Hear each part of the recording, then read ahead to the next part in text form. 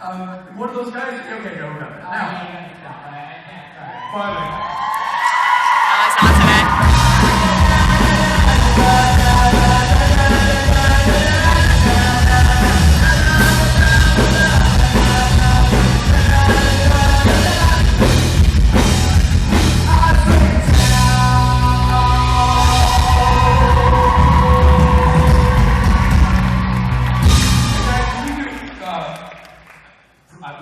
Can we do one more for me? I seriously do. Go back up.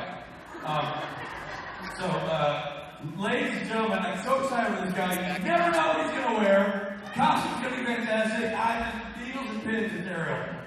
Ladies and gentlemen, to the stage, dressed as Lord knows what, Osric Chau!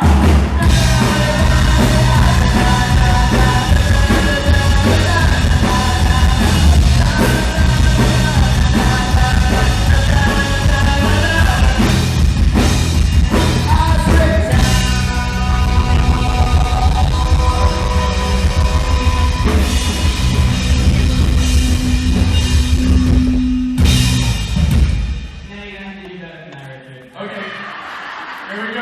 One more time. Ladies and gentlemen, definitely dressed as something feminine or aquatic, or perhaps both. Put your hands together for the not quite actually hiking Osric Chau.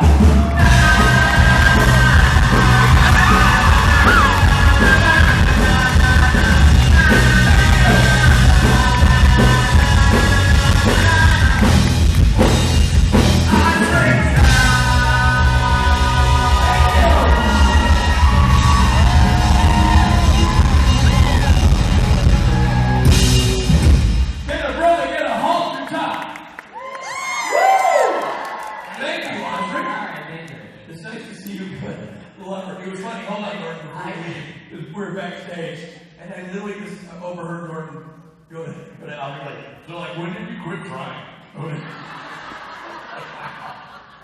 How rude. When did you give up? When did,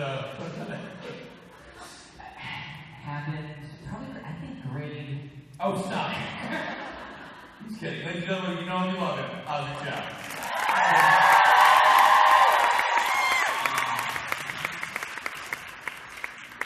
I'm going to make a new point not to see Richard before my panels. This way he actually is surprised. Hi everyone. This is so nice. I really like DC. It's always more intimate. The first time we were ever here was like a long, narrow hall. Now it's a short, fat hall. I like it. So I wasn't here yesterday. It was, it's been a crazy time. Okay, good. Who was at the karaoke last night? That was also really cool. Again, short, fat group really worked. And I'm really excited for the concert tonight because I feel like usually we've done it in huge rooms and it's kind of hard to hear things or anything. So this is kind of nice. It's going to be very cool. Oh. Did they just shut off the lights? Yeah. My eyes are really bad, so I couldn't tell if I just imagined that or if it happened. Oh, this is exactly what it's going to be like. Alright, I'm going to open up the floors for questions. Hi there. Hi, Osric. Hi. Hey, so Kevin is attached to a ring. I was wondering what would you be attached to if the worst thing in the world ever were to happen to us normal world? If I ever died and I was attached to something, What would you be attached to? hopefully something useful. Let's see. Man, it would, and I get a choice. Yes, good choice. I mean, if I got a choice. See, actually, it's hard. My mom's a big hoarder, and I kind of get a little bit from her, and she never throws anything away. And so I'm like, I can attach myself to anything, like a piece of string, and she'll keep it. But if I were to choose, see, now I'm thinking about Horcruxes. I'm like, you want something that people don't find? Like, if you destroy the object, am I gone? Like, so, like, if I'm a piece of bread and someone eats me, is that it?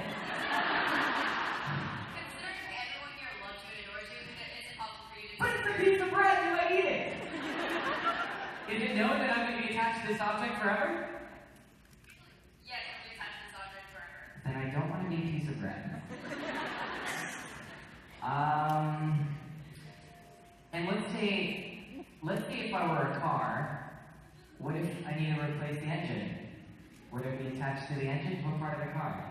It's got to be a small object that's like... You gotta ask them where a punch is. Okay. Maybe I would attach myself to... What if I said like, to water, like a drop of water? But I would be anywhere. How many times could this walk? Okay. Oh, this question is way too complicated. How would I take the choice away? If you, like, just what if something were to happen and the most important thing that you possess, you'd be attached to, what would that be then?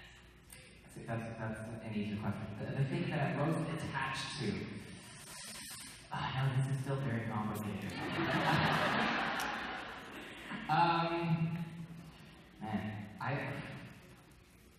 That's good. You know, maybe wouldn't I like attach myself to a person because at least they have survival skills? Like if I attach myself to this water bottle, like I don't know how long it's going on. What? See, I always say if my house is burning down, what would I grab? It would be my laptop. Oh no, well it would probably be one of the cats. And then my laptop. No, I would just open the windows and I know the cats are at, well, except for Ginger. Ginger's a little bit out of shape. I would carry Ginger out, but I'd also grab the laptop. So right now I'm kind of into getting you Ginger for a laptop. Yeah, that's tough. I would leave 2 doors open on my way out grabbing my laptop. There. Ginger can get out. Oh, there you go. Aw. See, the other cats can jump out the windows. Not Ginger. And the dogs are fine. Roommates got the dogs. Ginger hangs out with me, so yeah, I would have to take Ginger. I'd feel too bad. Yeah, laptop. I should just do that backup thing. I'm so bad. Now all this technology, I'm supposed to back up everything I drive in the clouds and stuff, and I don't do any of it. It's like now I walk around with no insurance on my laptop. I'll do that, and then I can take Ginger. I'm so lazy.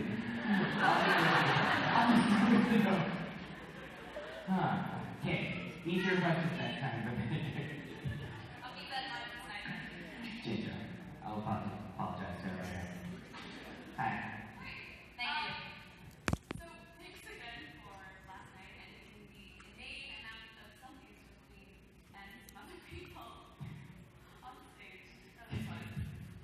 But given your amazing and very hyped up current costume, I was wondering. Wait, my current costume? Yeah, the actual one. The one that was really hyped up by Richard. Okay. Yes, what about it? Yeah. So given that, I was wondering if you had ever cosplayed in the supernatural fandom before your tenure on the show, and once you were on the show and you were cosplaying as supernatural characters. Yeah, I did. I mean, for me, it started off with Halloween, getting like more elaborate with Halloween costumes. And then Seattle Comic Con, Emerald City Comic Con, that was the first con I ever went to on a regular basis. So, but this was like over a decade ago. And I remember going, and the first time I ever went, because my friend wanted to go and buy this, they're called mini mites, like these little figurines that kind of had movable arms, and that was like super cool back then for some reason. And so we drove all the way to Seattle to go, and it was like 1,000 people, and it was like in this giant stadium, but everything happened in the middle, and so it was like really empty and bare, and then there was like 2 people in costumes, and it was kind of weird. And now Emerald City is like 70,000 plus people, so it's come such a long way. But I used to, Emerald City was the first one that I went to, and probably by my 3rd, 4th time, I did like really simple costumes, But it wasn't until San Diego Comic-Con that I really went for it. And one of the first costumes I had prepared for San Diego Comic-Con was Princess Bubblegum. And this was also my first year doing Supernatural conventions.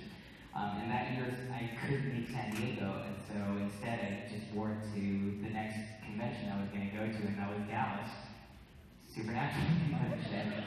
And it didn't, because it was my third convention ever, as a guest, and it didn't occur to me that there was two sides. Like, oh yeah, people that watch Supernatural know about Adventure Time. That makes perfect sense. And that was another instance where Richard saw me before he stepped onto the stage. And yeah, that was a weird moment.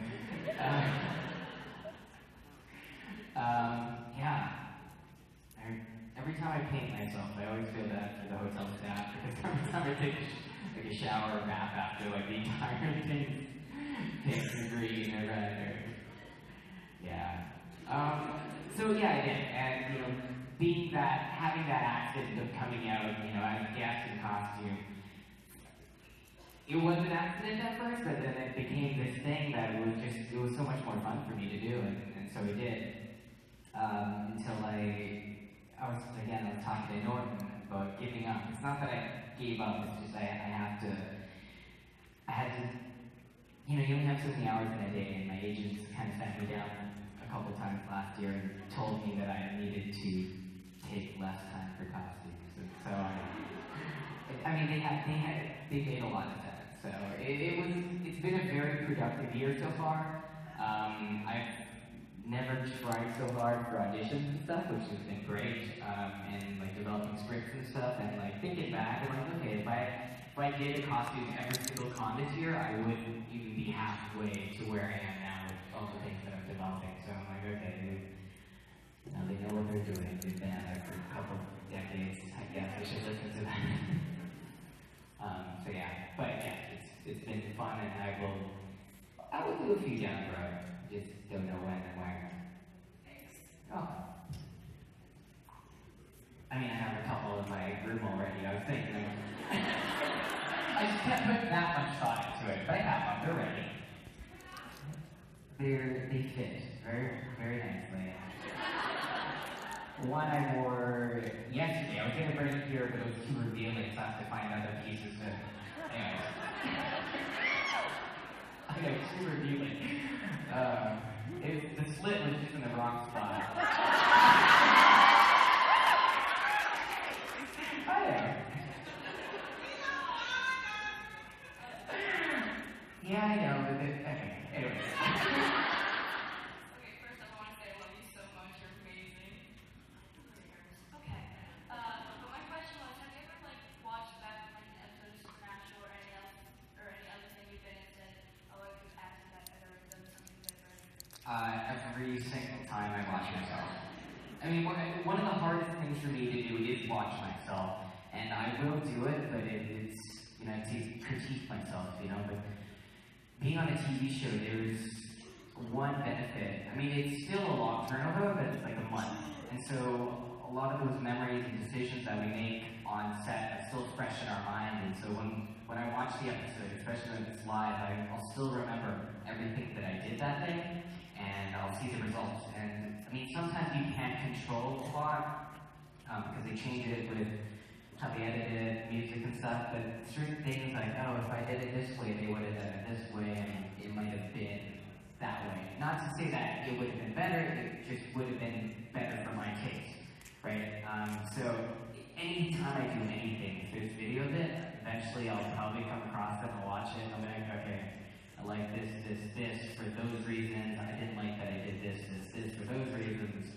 And if I had to do it again, I'll probably adjust those bits, right? And it's just a way of constantly improving and not being, not staying the same level. You're trying to constantly improve, trying to learn from your own mistakes. So yes, constantly, every single thing I've done. I don't think I've ever seen anything I've done and say I wouldn't have changed anything. That was perfect. I haven't, not even close to that yet. So I think that's something that hopefully I'll work towards. I don't know if I'll ever get there. I freaked out, but no, my eyes are really bad right now. I don't think, you know, perfection is something that you can achieve, really. You know, the closer you get, the more you see the nuances of how far you are. So that's been a challenge. But it's exciting to go along the process and to look back and see how far you've gone, even if you don't know where that finish line is. So, yes, I do, constantly, and I hate it, but I do. Thank you. You're welcome. Hi, Osric. Hi. My question is, if you were stranded on a deserted island, would you rather be stuck with Jared, Jensen, or Misha? I'm pretty sure I've answered this question a few times. I should totally change up my answer every time. Now, if I was stuck on a deserted island, I mean, this is like naming your favorite anything. You know, everything has its greatest advantages. Let's say, Jared. Yeah, okay, wait, hold on. Deserted island. How big is it? What's on it? Just us two. Nothing. No trees. Just like a little plot of land. Okay, one tree. So, let's say if there's a tree, I would pick Jared because we could use his long arms to reach things that might be in the tree. But if it was like a really small island, I would probably pick like Misha because he doesn't take up as much space. Or eat as much, say if we talk food. Jensen, you know, he's kind of like in between. He's kind of got best of both worlds. So it depends on how big this island is and how tall that tree is. But it's like just that's tough. You know what? Probably Jensen, just because again, what if this tree is just out of Misha's reach? Well, Jensen again. But I'm pretty sure Jensen will take the longest to drive me crazy.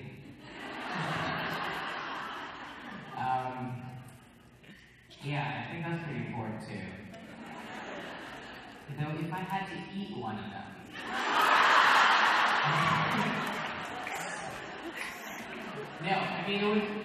We would be very diplomatic. We would do fair trade, arm for arm. Or would you start with the leg? Sure enough, but you need to be opposable thumbs. You're so useful. Well, one hand? No, you want a hand. So you'd probably start with like the back. We should eat each other. Well, then Jared's got like a fisherman's hand. You know, you can like claw the fish. Maybe. I don't know. That's easier questions, people. These philosophical debates are really tough on my brain right now. Man. I feel like I want to merge them together now. Jared has a lot of like physical acumen. He's got the height, he's got these huge hands. But he eats a lot. So Misha's appetite, Jensen's thinking, and not gonna put pranks on you even if you're about to die.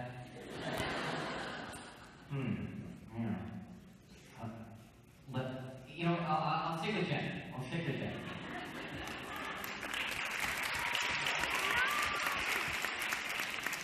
But I'll probably be dreaming of Jared's hands. 2 extra inches.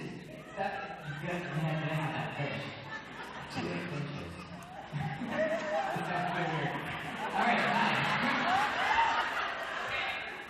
How are you doing? Good, how are you doing? We got Jason's perspective on the tough water yesterday. That I can hear your side. Jason. Jason spent like months talking about how out of shape he was. Like, oh man, this fatty ain't gonna make it. Like, he spent months talking about it the entire ride over, and then when we got there, he was just like, and he did everything. Like, he was like the superstar, for sure. It was fun. Like, it's one of those times where we actually all got to hang out. It wasn't a convention, we were just there to hang out, a bunch of dudes, some of their wives and kids, and, we did this, it felt like camping, like way back in grade school. We did this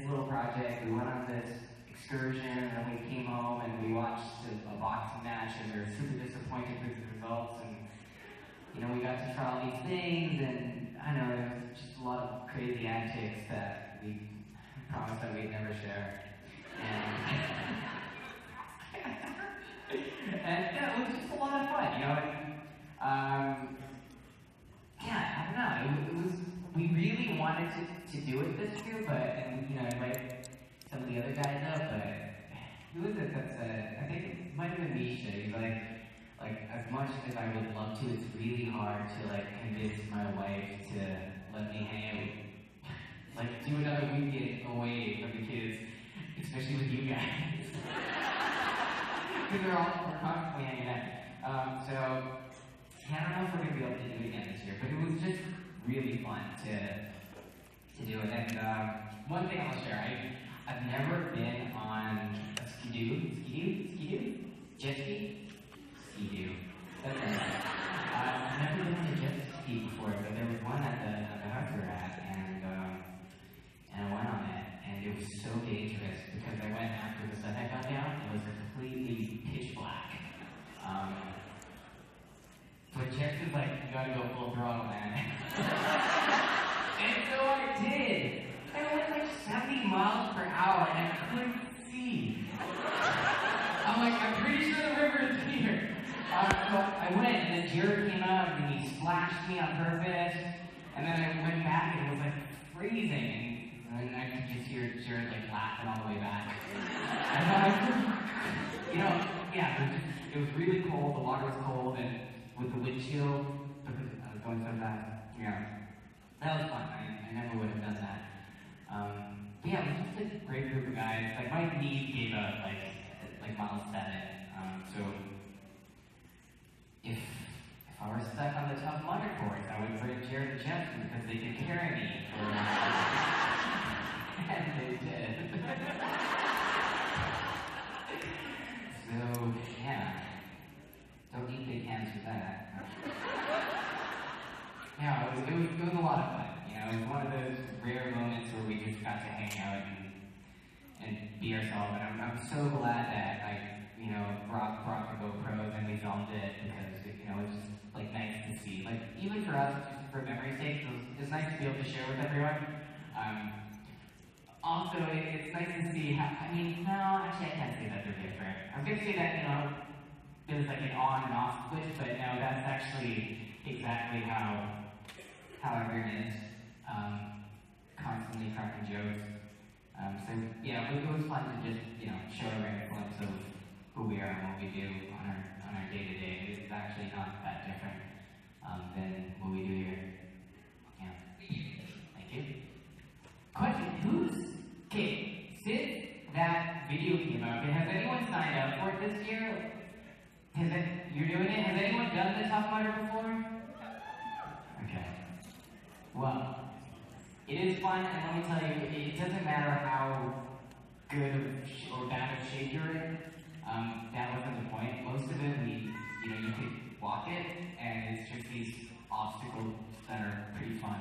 And you can take your time with it, and it's mostly just a bonding experience. I think the worst obstacle for me was the ice bath one. We kind of have to go down the slide, and you go into this tub of ice water.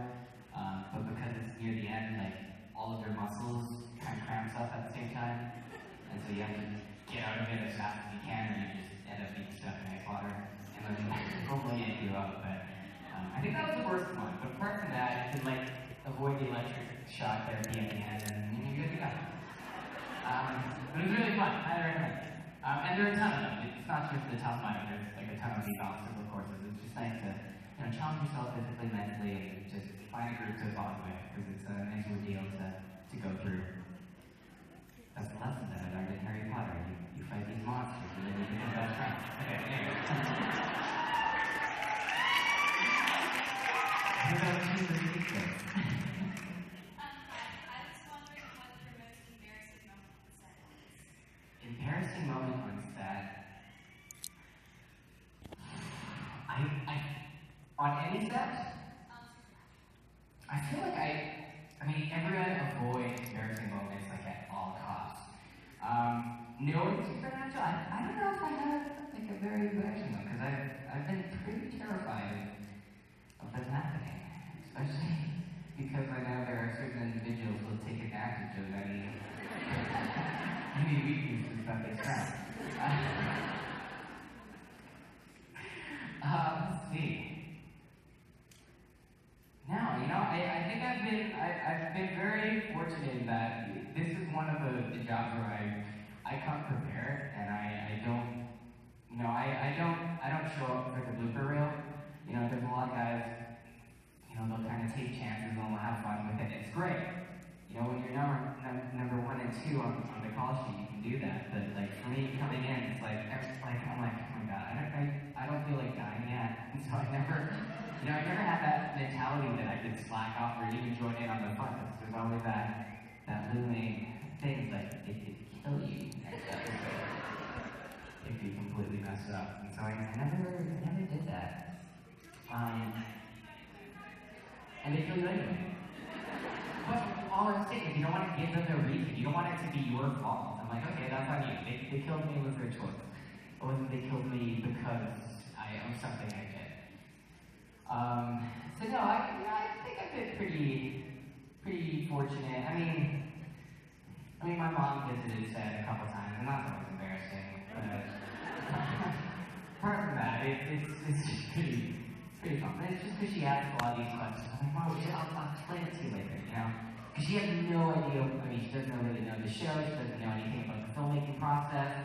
She asks questions like, so, like she doesn't. I don't know, like the whole thing about being an actor, like, so you say you're a real demon, like stuff like that. I don't know. Anyways, my mom can be a little embarrassing. Her heart's in a good place, so it's like, no, I haven't had any embarrassing moments that are completely seared in my memory and scarred me for life. So thankfully, no. Hi.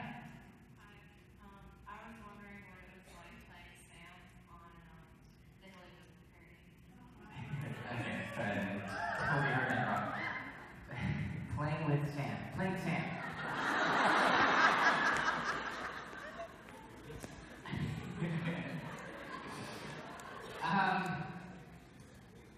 The transformation process was really cool. And we ended up being really short on time during the actual filming, so we didn't go through the whole thing, but it started off with just a long brown wig. And put it on, we went to a hair salon, and we got it styled like, normal hairstyling. And by the end of the process, it felt like my hair. Like they glued it to my head. We got it like shampooed and everything, and as if the scene they're doing it, and just like cutting it. And it was just like another trip to the salon, probably. And then Haley started doing the contour makeup on me, like the first day, like test day. I wish I took pictures, but she's really good at that stuff. And she gave me like the really prominent brow, the chin.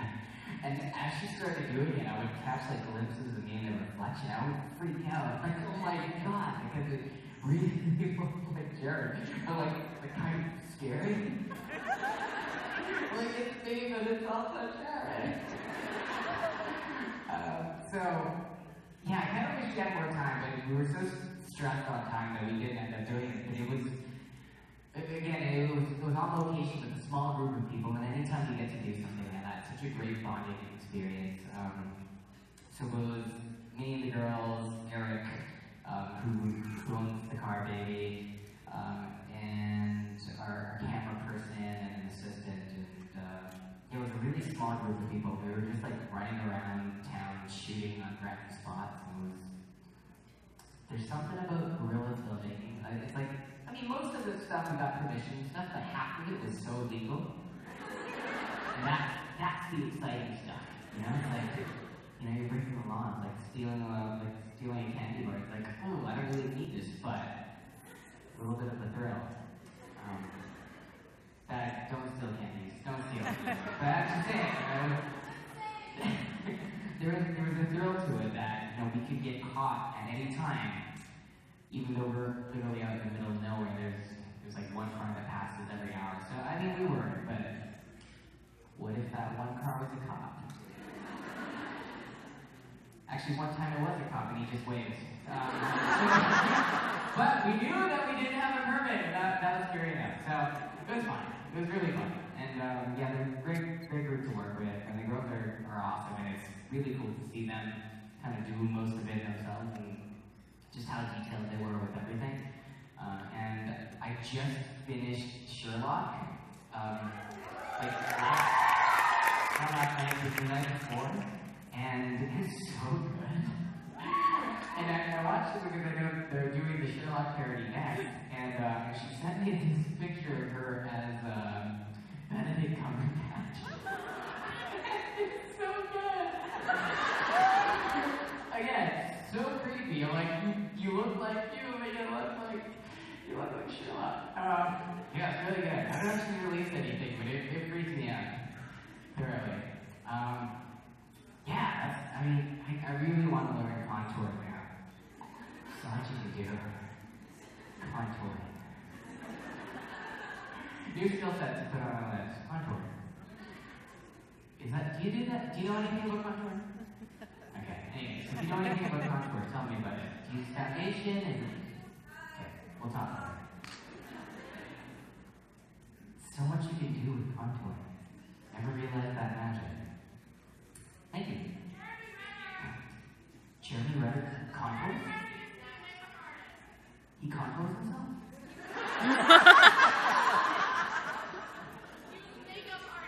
Oh. Point proven. I wonder what he looks like in real life. Actually, I met him last week, and he's really cool guy. I didn't notice. He's really good. Alright. As we all know, you cosplay as a lot of things and people and such. My question is, what is one thing that you would never ever cosplay as, no matter what you were offered? I don't know if there's anything on that list. Do you have something that you would never ever cosplay as?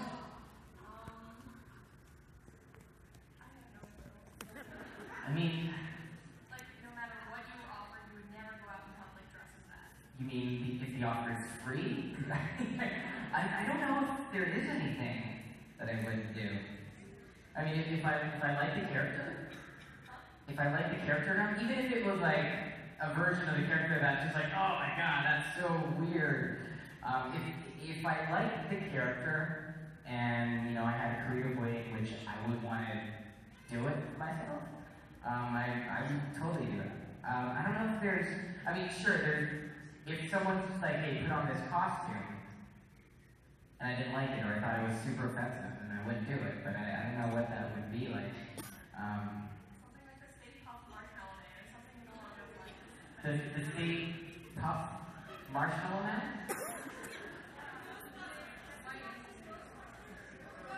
Oh, the Michelin Man. No? Wait, is that the Ghostbuster guy, the Michelin Man? Yeah? I gotta look up the Michelin Man now. Oh, right, but they look really similar. Oh, no, that would be a great costume. Why would I want to do that? The Michelin Man might be better. Sorry?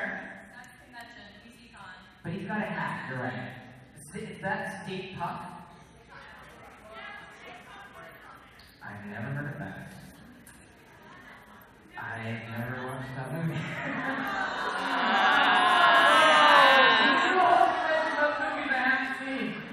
There's so many of them.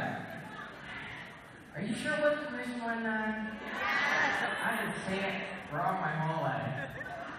I just saw a white guy in creases. Okay. I would totally do that kind of costume. I don't know if there's a costume that I wouldn't do. It's totally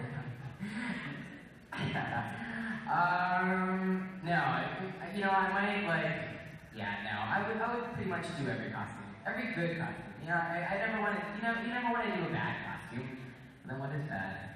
I never want to do a costume that is just thrown together. I don't like to half-ass things. You never want to half-ass two things, not a whole ass one thing. So, you always You can do something you do properly, whatever it is. As long as you commit to it, I think it's fine.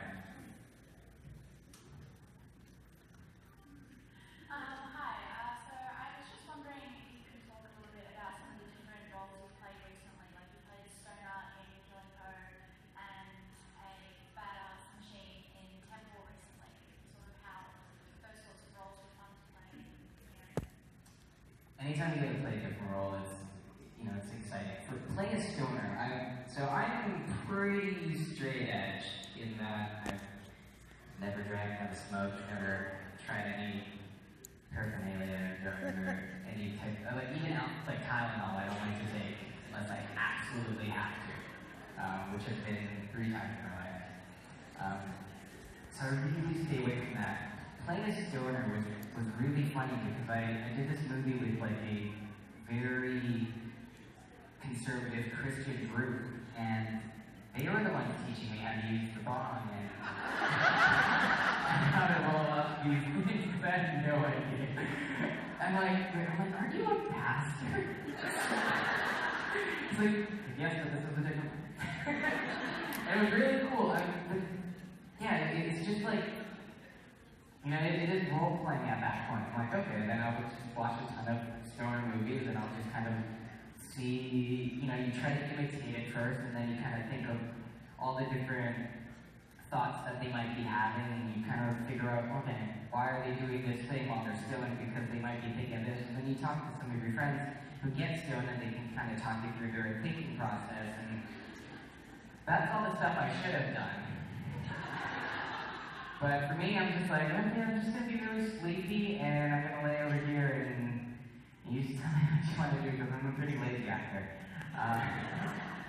Playing machine, it's for the most part, I'll get like 80-90% there, and I'm fine with it. Like unless it's like one of those roles that I just, I'm obsessed with, and I just really want to throw myself into it. Most of the time, I'm kind of lazy, and I won't go all the way. And I'll just get there enough.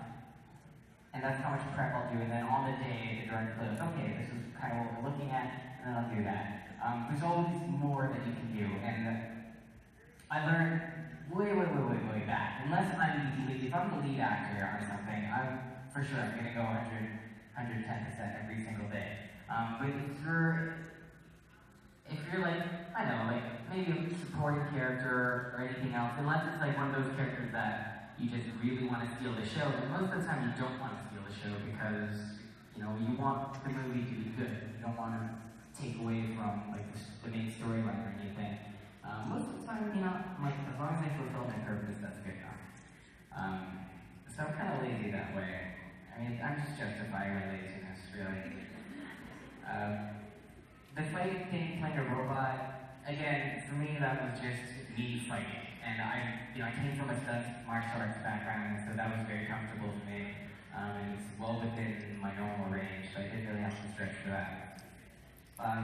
The one project that I am trying to produce, so I've done a lot of shorts, like producing, acted in my own shorts, and right now I'm putting together my first feature, and it's a football movie. And I've never played football, like on any organized team, just for fun.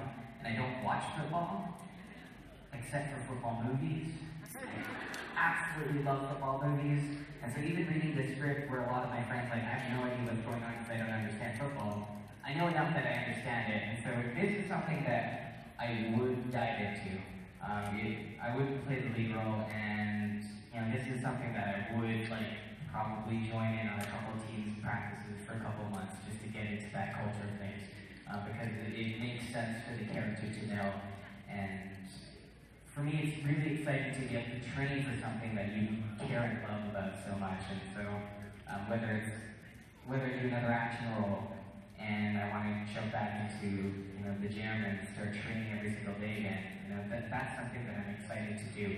But only when there's a purpose. Anytime you're playing something that's maybe not as important, you kind of hate to say it, but you kind of half-ass it.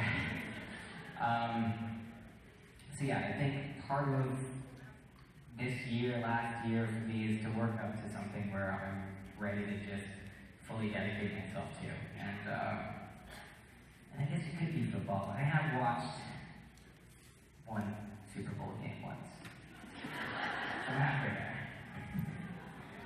It was a good game. It was good last year. Boo, Mike Bora! Last year was a good game. I didn't see this year. I heard it wasn't as exciting. No, Mike, no! Even Robot Mike has feelings. Even Robot Mike can trip over Scooter. You're calling it Robot Mike? No, why? Well, his first name is Robot, his last name is Mike. What do you want me to do? He's been called Robot Mike for a year and a half. I mean, he's been Robot Mike for a long time. That's because he's Robot Mike. That's what we call Robot Mike, because Mike is a robot. You just didn't know that we replaced real Mike with a robot. It happened a few years ago. A few people knew at the time, but we went public with it about a year ago that this is not Mike Bora. It's actually a testament to technology that we fooled Osric Chau. You haven't seen it. The first, Robot Mike version 1.0. Wait, if you still have Dr. Van, do you still have Robot Mike phase 1? It's coming up. I don't know what to do with you guys. It was an incarnation, it didn't work. Well, this is telling the truth. This is just true story. This is backed up my plan, but Osric stopped trying. So Look at the screen. there's the original Robot Mike. That's version 1.0 of Robot Mike. So Mark, if you look over there, you'll see the original Robot Mike. Right behind the picture. Which one, Mark? Was that from Sesame Street? Robot Mike It's version 1. Robot Mike. See early Robot Mike on the screen? Muppet Show. Isn't the Muppet Show on Sesame Street? You know what? The shows, we can do a whole panel of the shows I've never seen. You're literally, take a Tylenol, for God's sake. I'll be the first person to ever ask, literally, can you tell me how to get? How to get? Is it possible that we can play someone off as we're showing someone else? We're going to do it? Okay. We're going to say goodbye to Osric and hello to Mark with one giant musical view. Ladies and gentlemen, goodbye, Osric Chau. Hello, Mike Shepard. So I found you, I know you were right. But if you were so long, I'm all alone. Whatever without you, I gave you today. Say I was so wrong. Hi, guys. Osric Chau. How dare you? Osric Chau. The one something that was very Mark Shepard. Fitting. Very Mark Shepard. He's going to say no a lot.